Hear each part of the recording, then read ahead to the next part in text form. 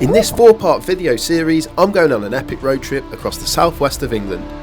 I'll be showing you all the best locations across Cornwall, Devon, Somerset and Dorset, and giving you some practical tips along the way. Geography teacher's wet dream, this. So if you love road trips, stunning natural scenery, and maybe even some local delicacies, That pasty is as big as my head. then this is the video for you. Honestly, I can't tell you how genuinely happy I am to be here right now. Hello, by the way, if you're new here, my name's Robbie Who. I make no fuss travel guides and tip videos here on YouTube. So if you're one of the 94% of people that watch my videos but don't subscribe, please quickly do me a massive favour and hit the subscribe button and turn notifications on. Now it's time to grab your popcorn, get a notepad and a pen, and enjoy. This is Road Trip Southwest. I literally cannot believe what's just happened. Come on!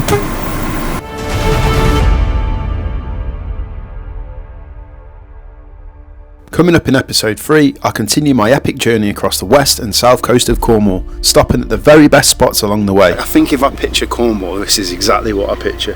Fishing boats, beautiful blue water, quaint little town. I then move into South Devon, where me and Arch get spooked out. No idea if he's seen a ghost, but that was bizarre. He was growling. Before beach hopping some of the UK's very best. Just don't expect it from the UK. So today, me and the dogs are going to continue this southwest road trip. I'm heading further south in Cornwall. We're just going to follow the coast, stopping at places along the way. St Ives is going to be the first place that we're stopping today. And I know I'll go on about the weather quite a lot. The forecast is meant to be heavy rain showers today. So we might get caught in and out of some of that. But yeah, really looking forward to it. St Ives is a beautiful, beautiful place. So we're going to get on the road now and continue this journey without Jazz.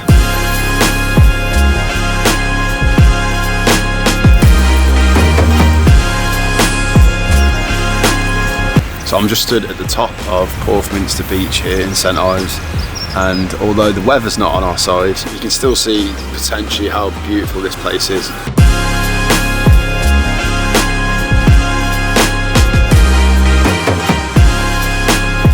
that's the whistle stop tour in St Ives, coming to a pretty abrupt end thanks to the weather. On a good day this place is beautiful. Even when it's raining it's beautiful. But there we go. Right, back to the van. Absolutely piss wet through. Unfortunately, the rain and bad weather stayed for the rest of the day, so I decided to ride it out in the van until the following morning. What is this weather? So good morning. Yesterday didn't really amount to anything because of the weather, which is obviously here again this morning. So there is kind of good news and bad news, and that's a recurring theme on this trip so far. The bad news is the weather's absolutely shocking. The good news is I've got my coat on, and we're going to have to just get out in it. I made the drive from St Ives to the Glanville Tin mine, a place where I was able to discover the story of Cornish metal mining. I had no idea that the closure of the mines in the 80s and early 90s had such a big impact on Cornwall. The museum offers a great chance to explore and learn more about this magnificent UNESCO World Heritage tin coast. I'm just walking through this mine shaft now, whacking my head as I go. Weird thing then was there's a massive thunderstorm going on above the surface, and you could feel it vibrating through the ground. Very bizarre.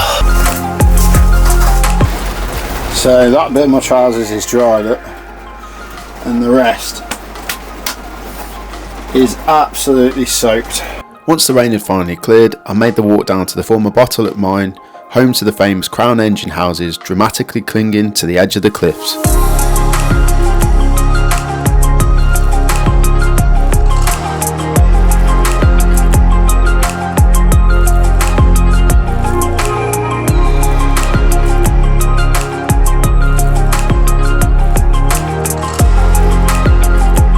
So right now we're actually only a few miles from Land's End, and it's a weird feeling knowing that I was at John O'Groats just like 4 weeks ago.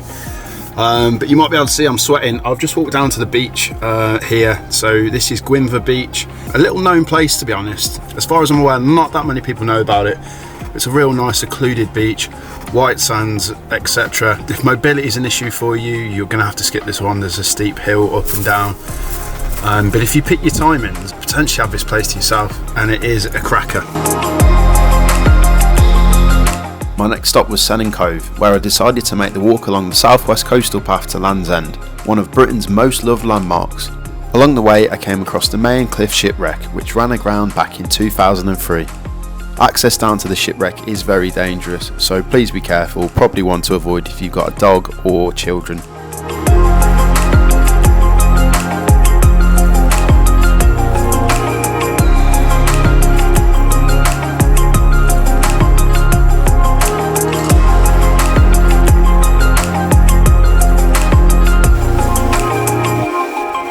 So we've just got back from the walk, dogs are having their dinner, and I have to say, that was probably one of the highlights of this trip so far.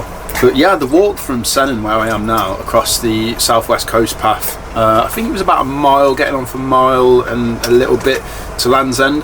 But the views, the scenery, 10 out of 10, 100% would recommend. It's strange, I'm sat here thinking, earlier I was absolutely wringing wet. The weather was terrible all day, even yesterday, and it's just turned into this beautiful thing. So yeah, not a bad end to the day really.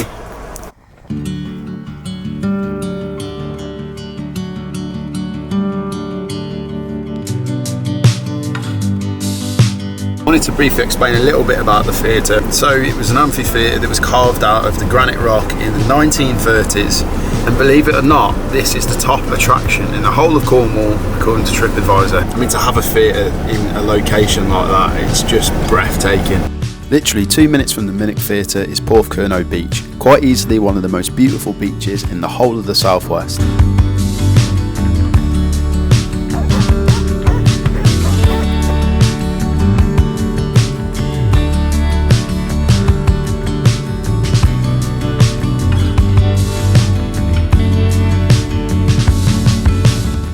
So I'm parked up ready to go to the next place, which is St Michael's Mount. Tickets are free with a National Trust membership. If not, you have to pre-book online. Now the interesting thing about St Michael's Mount is that you can't always walk to it. You can only walk to it at low tides, and that means that you might need to get a boat to get over to the island if you're coming at high tide. Now this, according to TripAdvisor, is the 4th top attraction in the whole of Cornwall. Never been here before. Let's go and check it out.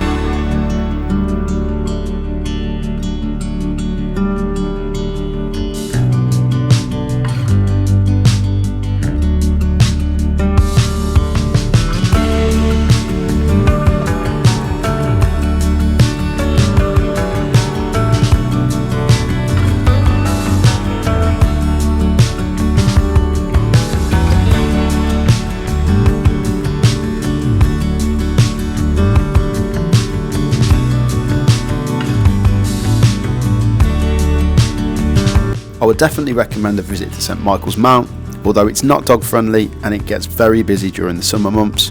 You'll also get into hot water if you fly your drone here like I did, so I'll definitely avoid that. So I've made the drive over to Mullion Cove, which was probably 30-40 minutes from St Michael's Mount, and I've parked out the way of everybody, and this bloke has literally just parked next to me so I can barely open my door. The whole car park's empty.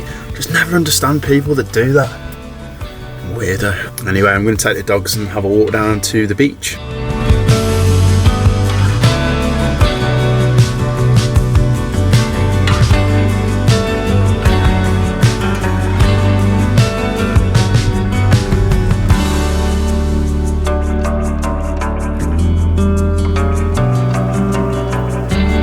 Parked up at Kerno's Cove. It's a National Trust car park, again if you remember, free to park here. Kerno's Cove has always been a bit of a popular place. A few years ago there was a video on social media that went absolutely massive, and it looked like somewhere in the Caribbean or Mallorca or somewhere like that. It was just crazy. So we're going to have a walk down there now.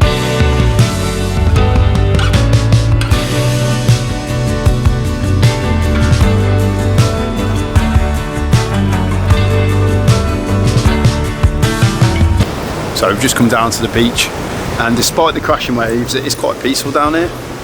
I do remember when me and Jazz came, I think it was in potentially June, July, there was people mobbed everywhere around this beach. Hammocks, deck chairs, a lot, so that's something to bear in mind.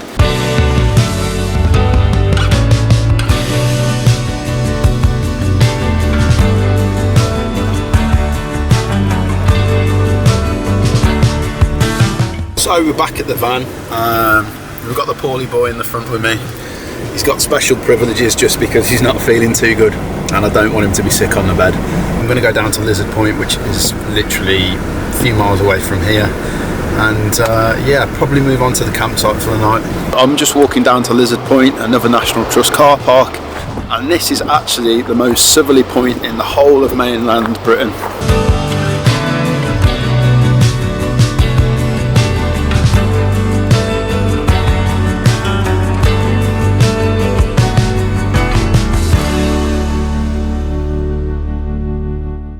This morning I've just gone to set off and I was just about to put some sun cream on, and then it just started raining, and that's the nature of the beast at this time of year. Our first stop of the day today is going to actually be the Seal Sanctuary, which is run by the Sea Life, and it's located still on the Lizard Peninsula. The sanctuary is actually dog friendly, hence why I'm going to call in there. And then we're going to head round to Falmouth, and we're working our way east through Cornwall, and eventually, I don't know whether it'll be today or maybe tomorrow, we'll head back into South Devon.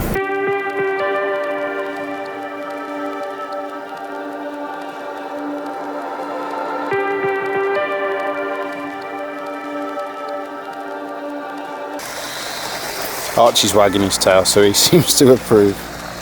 What is it, Arch? Hey, what is it? You like the seal? So the majority of the seals that are here because they need medical help and they get rehabilitated and then put back into the wild, or there's something wrong with them that basically means they won't survive in the wild, and then they're just cared for here for the rest of their life. So yeah, they're doing some good stuff, and they just look like big dogs to me.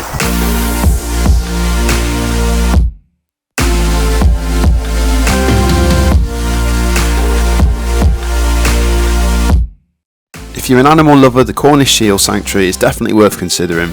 It's also great for kids, and by visiting you'll be helping their efforts to look after the seals. So I've made my way off the Lizard Peninsula and I'm now in Falmouth, which is famous for a few things actually.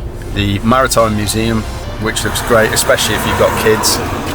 There's a special pirates exhibition at the minute. It's also winner of Britain in Bloom, if you know what that is. And also the Pendennis Castle. It's certainly a place that's worth considering on your Cornwall road trip.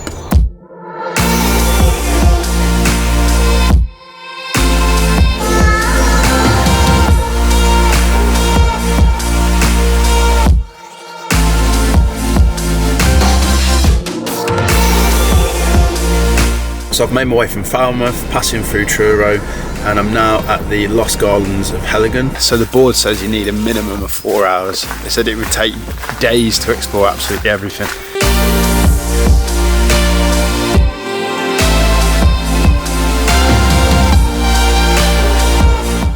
This was an experience that well and truly caught me off guard.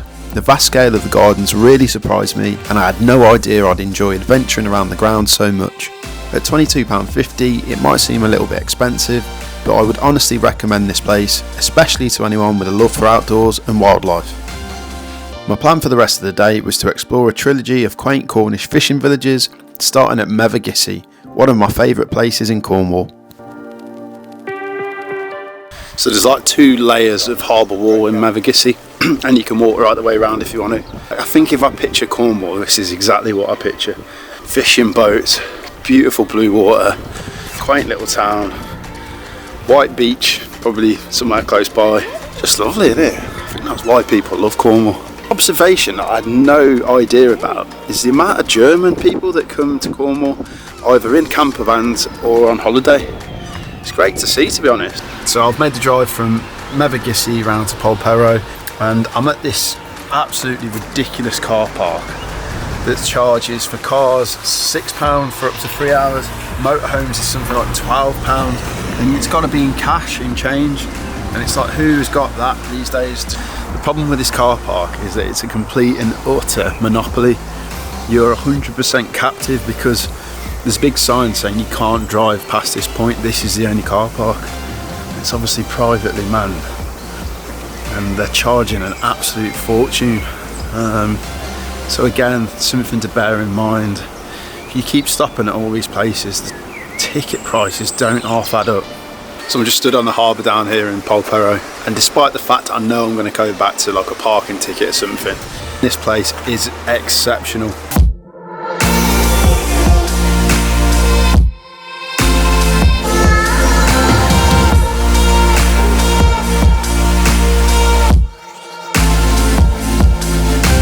Final thoughts on Polperro as I'm making my way up to the van. I don't think you'll come across many more picturesque, piratey, seaside Cornish fishing village towns anywhere in Cornwall. Just be prepared to bring a ton of change for the car park. So after all that faffing and stress at Polperro about the parking, I've just pulled up at Lou on the harbour front, and there's a car park here right by the town centre. Perfect location. And it's cost me £2 to park here until 8 in the morning. So the dogs have ended up with a jumbo sausage each. I went with cod and chips. I've just started eating it, apologies, and I've covered it in sauce. So for all the purists out there that have tartar sauce, I'm sorry. Look at this view. Fish and chips, and there's the sea.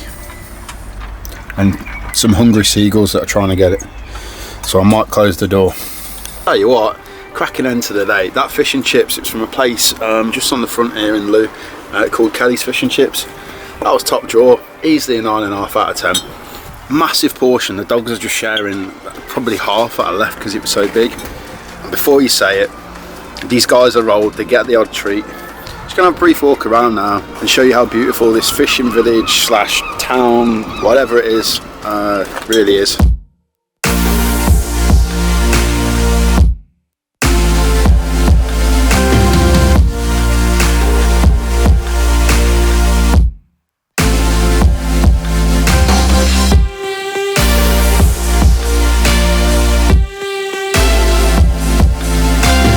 So we've made our way round to Millendreef Beach, which is literally a mile and a half from Lou. And the reason we've come here is because I'm staying overnight in the car park here. Tried to get a campsite booked, but all of the ones around here were fully booked. If you come in the peak season, June, July, August, I mean, you're gonna have to certainly book ahead with campsites. And I have noticed the annoying thing is with some of them on weekends and during the holidays, you have to book for a minimum of like 2 or 3 nights, which could be problematic. Been another hectic day, crammed a lot in today, trying to catch up from some of that bad weather, but all in all, been fantastic. I'm going to call it a day there, and we'll pick it up tomorrow as we move back into Devon. So, you're going on a road trip to Cornwall, Devon, Somerset or Dorset? Then you definitely need Road Trip Southwest, the ultimate guidebook by Amazon best-selling travel writer Robbie Who. Featuring incredible locations, practical tips, and stress-saving hacks to ensure your road trip to the southwest of England is simply unforgettable. Written in a no-fuss style, this book has everything you need from itineraries to hotels and campsites to beaches. Each must-see location comes with a postcode and what 3 words reference to make your road trip easy and stress-free. Order Road Trip Southwest right now for only $16.99, including free UK delivery. So today we're actually leaving Cornwall and we're going to head first of all to Plymouth. Now I wouldn't normally include a place like this in sort of a road trip book or a road trip video, but this place is pretty cool. So we were here a couple of weeks back for my cousin Dan and his partner Charlie's wedding. Really enjoyed the place, so I thought I'd stop here today and just show you around the front because it is pretty spectacular.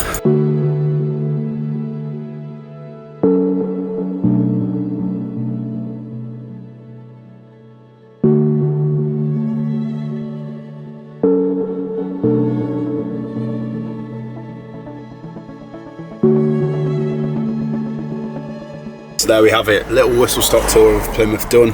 Really enjoyed it. It is a lovely place, and if you live here or near here, I'm sure you're probably screaming at the channel, why didn't you go and visit this place? Why didn't you go and show that place? And that's not what I'm intending to do. I don't want to show every little single corner of every place that I'm visiting. A, it would take me probably years to do, and B, you know, I want to leave it open for you guys to explore as well. So anyway, I'm back in the van now and we're going to move on. What I'm going to do is actually do a bit of a loop of Dartmoor National Park, a place I was going to come back and do a full weekend on. I might still do it, but in doing this trip around Dartmoor, I can call in at my cousin Dan and Charlie's house, which is just on the edge of Dartmoor. So I'm going to check out a few places there and go and see them, and then we'll pick back up on the south coast tomorrow.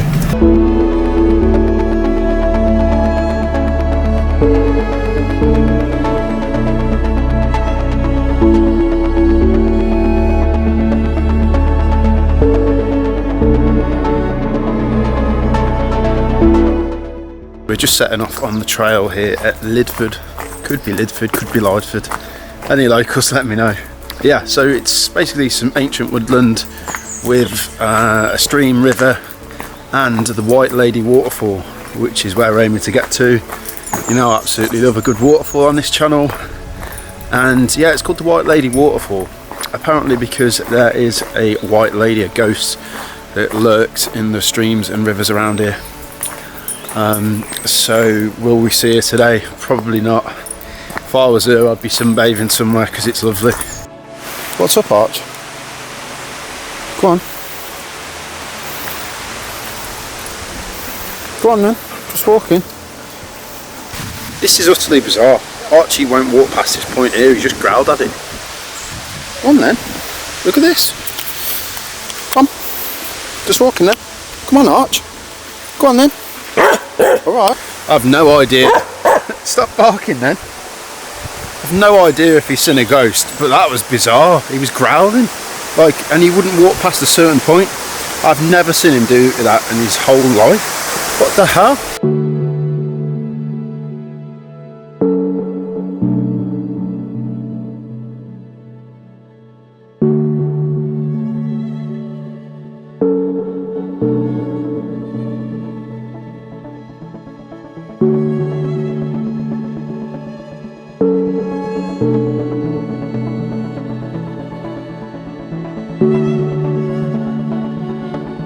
I've dropped back through Tavistock and I'm now cutting across Dartmoor towards the Two Bridges Hotel, a place that I've been told to go and check out by my cousin Dan. And the scenery just opens up to what you would expect from a beautiful national park. And I've just pulled into a lay-by where there's a load of Dartmoor ponies. So yeah, we're going to go and have a look. I spent the rest of the day driving around Dartmoor and taking in its natural beauty. Unfortunately, I didn't get much footage, however, there are a number of places worth checking out, all of which are in my new book, and I'll probably head back there to make a long weekend road trip video soon. After a quick stop to see my cousin Dan, I headed to the campsite for the evening and called it a day. Good morning. The smell of sun cream is well and truly in force.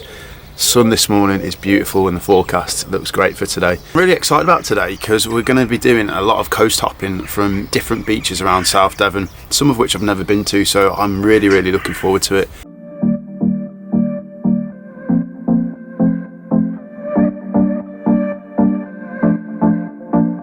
So we're just making our way across the Santafer Island, and as you can see behind me, this bit of beach, this causeway, gets cut off at high tide.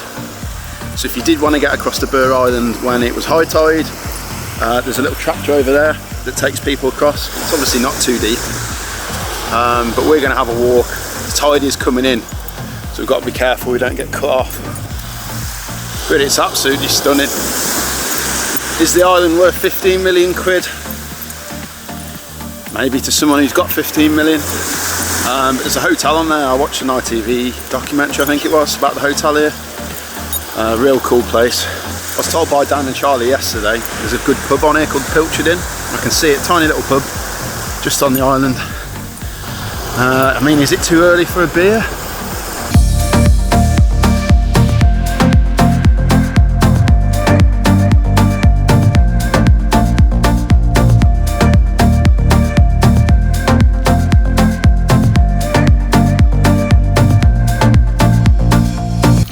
We've made the journey, the arduous journey I might add, down the single track roads, and we're in Hope Cove. And my first thoughts on this place is a little slice of perfection, to be honest.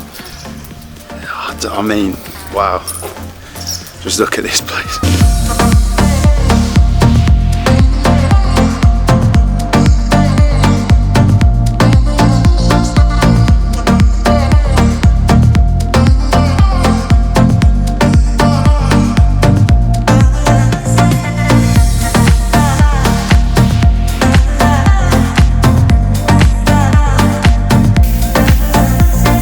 So if you're willing and able, the best view over Hope Cove is certainly by coming up this little bit of a cliff. So as you come out of the car park, just turn right, you'll see it, and you get this sweeping view over the whole of the village, the coves, the bays. There's a couple just behind having a picnic. Absolutely incredible spot for it.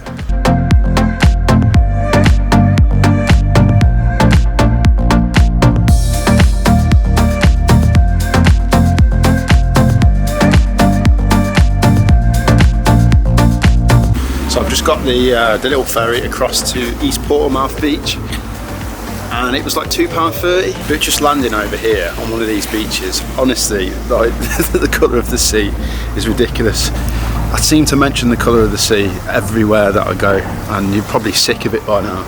But I can't even put it into words, this place. The blues are like places that I've been in, you know, tropical places, Thailand, Philippines. Just don't expect it from the UK.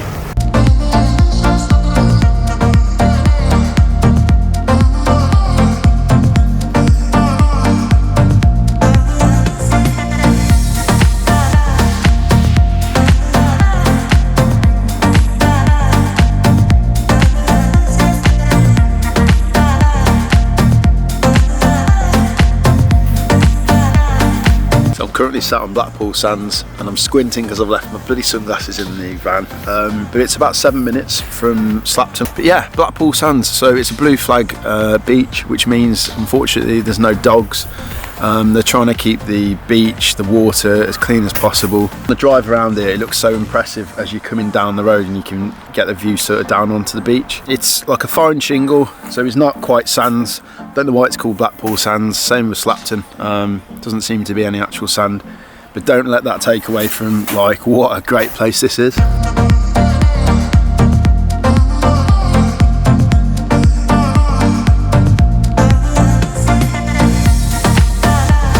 Just drove around from Blackpool Sands to Dartmouth. Didn't take long, it was only 4 miles, so like 10 minutes if that. And didn't really know what to expect from Dartmouth. I know the castle's here, it's currently closed, so I'm not going to go and check that out. But just coming down, it reminds me of a mix of like Salcombe and maybe Loo. Absolutely beautiful waterfront.